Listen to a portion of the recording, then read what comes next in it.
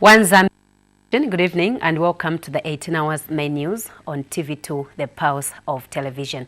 To present it, I'm Mutukwa Moya. The headlines.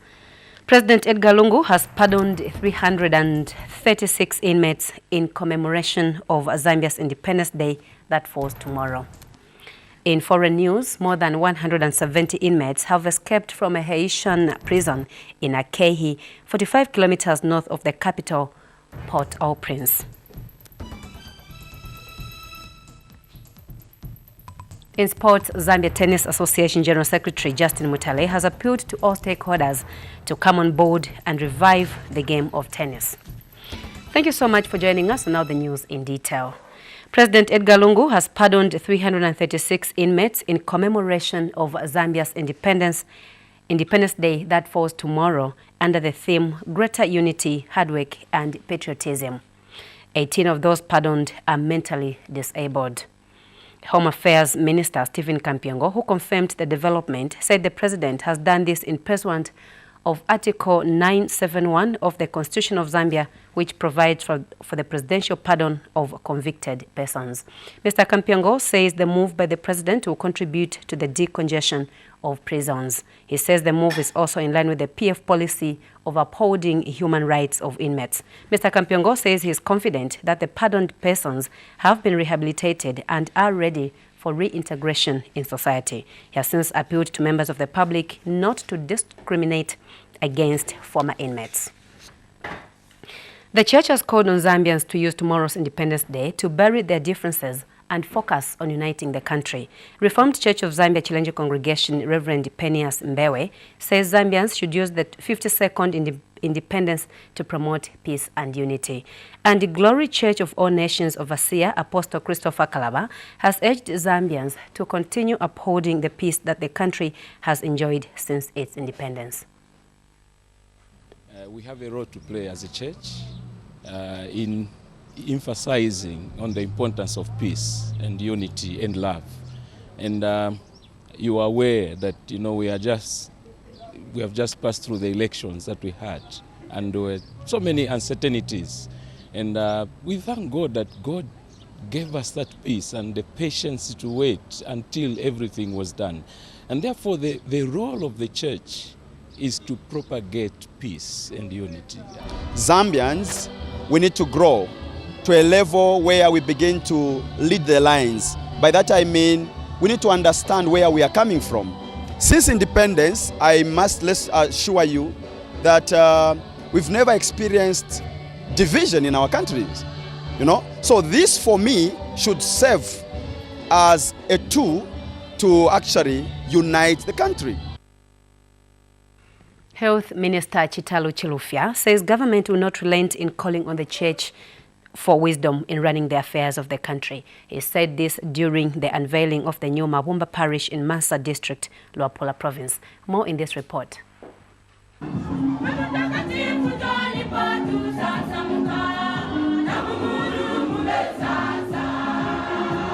people of Mansa have celebrated the declaration of St. John Paul II Center as new Mabumba parish.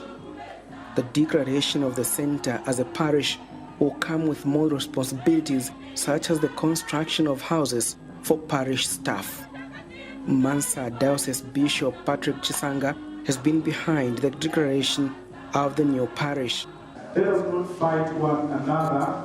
Let us fight for the well-being of the people. If there will be any competition at all, let it be a competition that will bring up the dignity of the people we serve. Chief Mabumba, who is also a staunch Catholic member, has blessed the creation of St. John Paul II as a parish.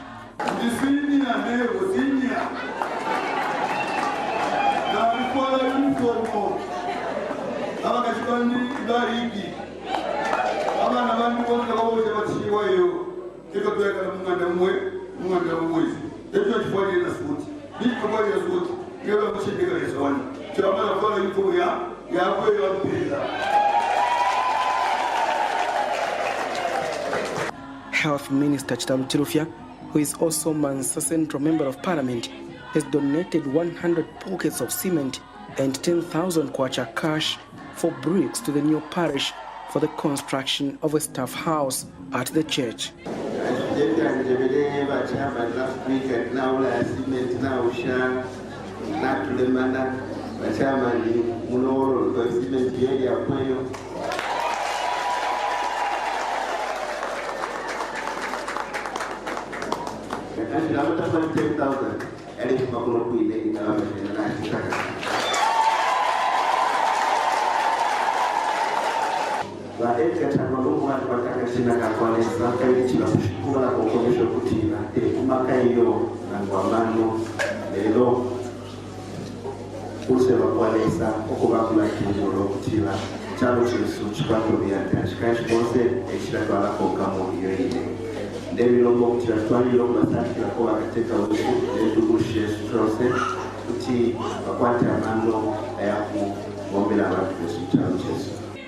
The church has been urged to participate in this year's independence celebrations peacefully in order to spur economic independence. Banganavile, ZNBC News, Mansa. The Zambia Revenue Authority, ZRA, has seized a 2015 Range Rover Sport valued at least 1.4 million kwacha after a failed attempt to smuggle the vehicle into the country. The seizure happened at Chirundu border on 29th August 2016. ZRA Corporate Communications Manager Oliver Nzala says this happened after alert paramilitary officers attached to ZRA stopped the vehicle when it approached the entry gate at the passengers terminal. As an authority, we have seized that vehicle. The investigations department is conducting further investigation so that once everything is concluded, we know the next course of action to take. But where we conclude and completely forfeit the vehicle, we hand over to the state. And this, in any case, should be taken as a further warning to people that are involved in trade, especially cross-border trade. They need to abide by the law. It is law to pay tax. It is a moral obligation to pay tax, because when you pay tax, you are not depriving yourself of that revenue. In any case, you are depriving the government of the much needed revenue, and by the government. And in his letter of appeal to ZRA, the owner of the vehicle, Mapu Musonda, claimed that he entered into an agreement with his South African supplier to transport and deliver the vehicle to Chirundu. Mr. Musonda said he was supposed to arrange customs clearance at the border, but to his surprise, he was informed that his vehicle was detained at Chirundu by ZRA. One person has drowned in Luba Dam in Chinsali District, Mochinga Province. Mochinga Province Permanent Secretary Brighton Undwe says the person who has been identified died yesterday. He said a youth group from the Catholic Church went to have an outdoor social activity near the dam, and in the process, one of them drowned in the dam. Mr. Nundwe said the body of the deceased has since been retrieved. Mr. Nundwe said this in a telephone interview with ZNBC News in Lusaka. We now take our first break, and as we come back, Evelyn Horn students invent mobile phone application. Plus more stories, keep watching TV2. We continue with the news. A team of Zambian graduates and school leavers have embarked on a research on the safety of complementary foods and water used during the weaning-off period of babies in Lusaka suburbs. Lead researcher Dr. Delphine Kinkese said the purpose of the research is to investigate the safety of complementary foods and water used during the weaning-off period of children by mothers. He said the food and water samples that are collected in households will be analyzed by specialists of the National Food and Drugs Laboratory at the University Teaching Hospital, UTH. More in this report. A team of Zambian graduates and school leavers has embarked on an ambitious research to investigate and critically explore the safety of food given to children during the weaning-off period. Weaning off is to accustom an infant or young child to take food other than breastfeeding. The research is also aimed at assessing the level of knowledge of mothers and caregivers in relation to food safety and hygiene for babies. The team is further in the compounds for certain local infant food preparation and storage methods. Dr. Delphine Ikense, who's the lead researcher, has told this reporter that the investigations will also establish standards of water used during the weaning off period. It is very important that that food which is given to the children has got no infection. It is not contaminated, because immediately that food is contaminated, the babies, the children will have diarrhea. They will have a lot of diseases which are usually abdominal diseases, and which will bring up a lot of defect in their growth, of which then the weaning started getting stunted by not having proper nutrition, and the development of the brains of those children will be affected. And our children we expect to grow as good adult children who will be growing with various defects. And Ladslav Monga, who is a lab technologist at ONZA, is part of the research team. He has narrated his role in the investigations. This is one of the samples that we have collected. This is water sample. It's coming from the borehole. So this one is sterile. So we'll take this one and go and culture in the lab. See if there will be any coliforms, any contaminants, whatever will grow here, then we take into consideration. Apart from that, we are also taking the food that they are giving to the child. And 20-year-old Harriet Mlenga is one of the mothers that have participated in the research. Vakudava mwana munyumba vimankada how many days kwati nshaba myuki maisunga madezi angati munyumba It's myuki in 1 day shabe nshaba zingakalo 2 days.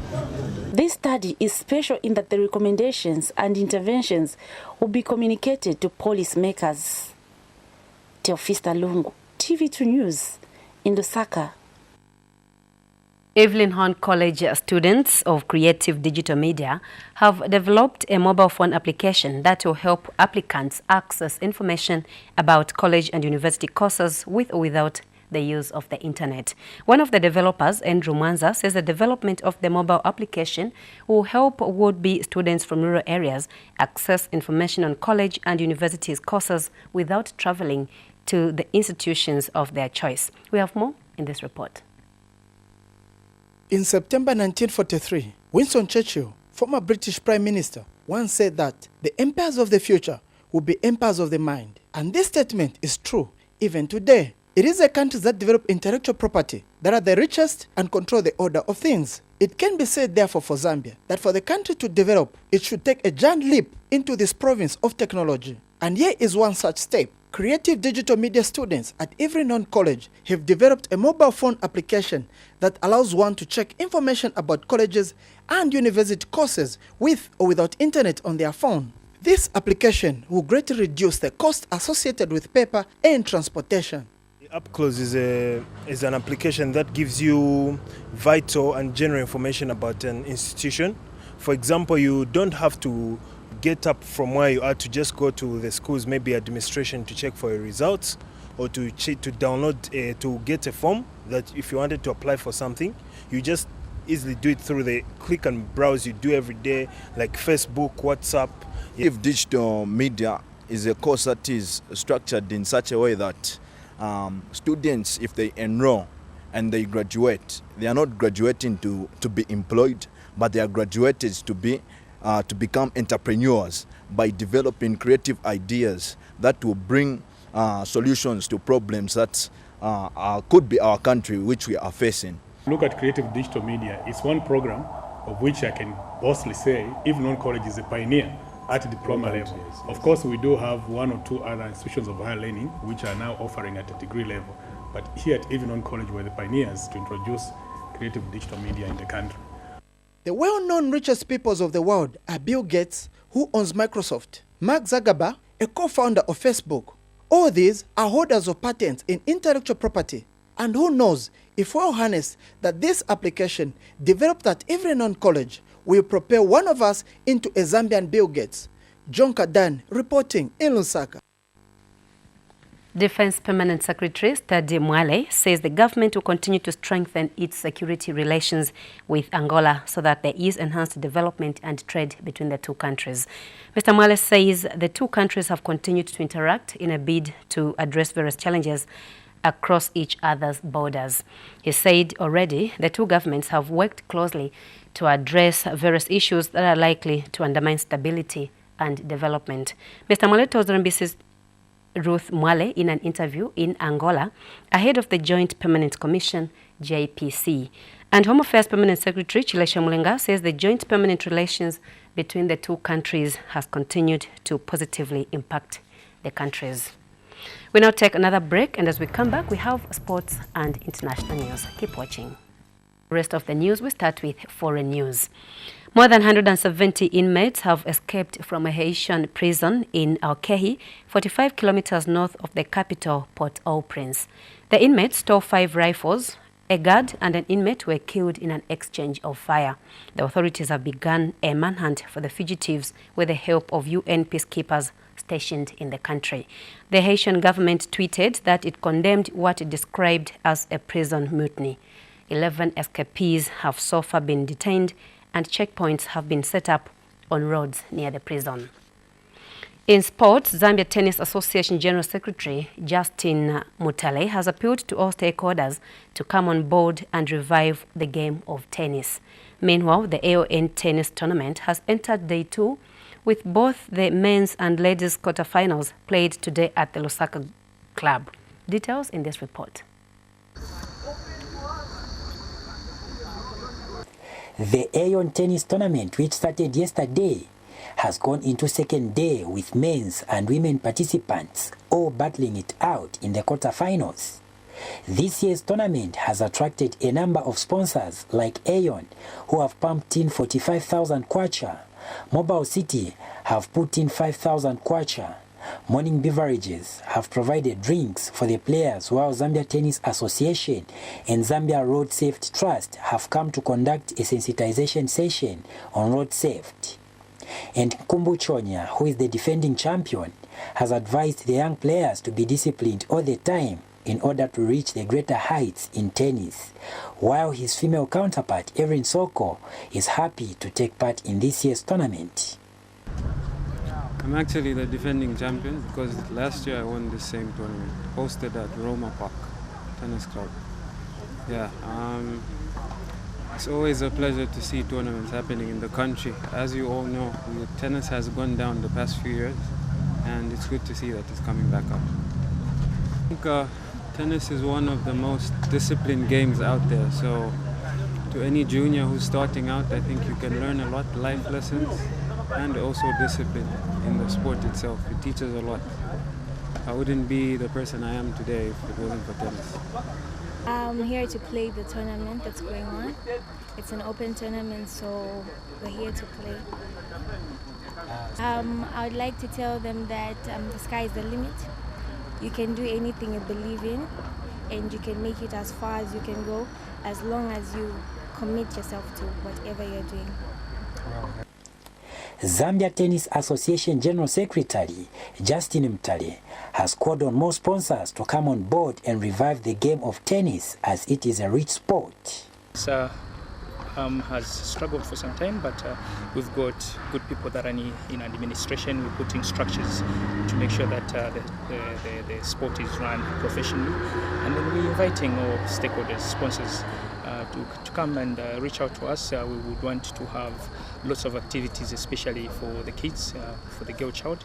We want to try and get into schools, but it's an expensive sport that requires facilities, it requires rackets and everything that has to come outside Zambia. So it will be very nice if the stakeholders out there, the corporate board, could just partner with us, and we see how we can move forward as a country. The game of tennis in Zambia has not seen much sponsorship, which has led to the standards to go down. Kachkotole TV2 Sports in Lusaka. Still in sports, Finance Minister Felix Mutati has called on the private sector to implement corporate social responsibility programs which have a positive impact on life skills and job creation. Mutati said this when he officiated and teed off of the Lusaka Apex Medical University Lamu fundraising golf tournament at the Lusaka Golf Club. He says the initiative to raise resources for a scholarship fund to support orphaned students is unique and should be replicated by other higher institutions of learning. The minister and his wife Grace donated 10,000 kwacha of their personal money. Meanwhile, Lusaka Apex University Vice-Chancellor Professor Evaristo Njelesani has said the Lamu Scholarship Fund was created in 2015 to mostly help orphaned students. This is according to a statement availed to ZNBC News issued by Head of Media and Public Relations in the Ministry of Finance, Chileshe Kandeta. We've come to the end of the main news at 18 hours on TV2, but before we go, here's a recap of the headlines. President Edgar Lungu has pardoned 336 inmates in commemoration of Zambia's Independence Day that falls tomorrow under the theme Greater Unity, Hard Work and Patriotism. 18 of those pardoned are mentally disabled. In foreign news, more than 170 inmates have escaped from a Haitian prison in Akehi, 45 kilometers north of the capital, Port-au-Prince. The inmates stole 5 rifles. A guard and an inmate were killed in an exchange of fire. Finally, Zambia Tennis Association General Secretary Justin Mutale has appealed to all stakeholders to come on board and revive the game of tennis. Meanwhile, the AON tennis tournament has entered day 2 with both the men's and ladies quarterfinals played today at the Lusaka Club. We've come to the end of the news. Join us for another detailed bulletin at 20 hours right here on TV2, the Pulse of Television. This is Mutukwa Moya. Keep watching TV2.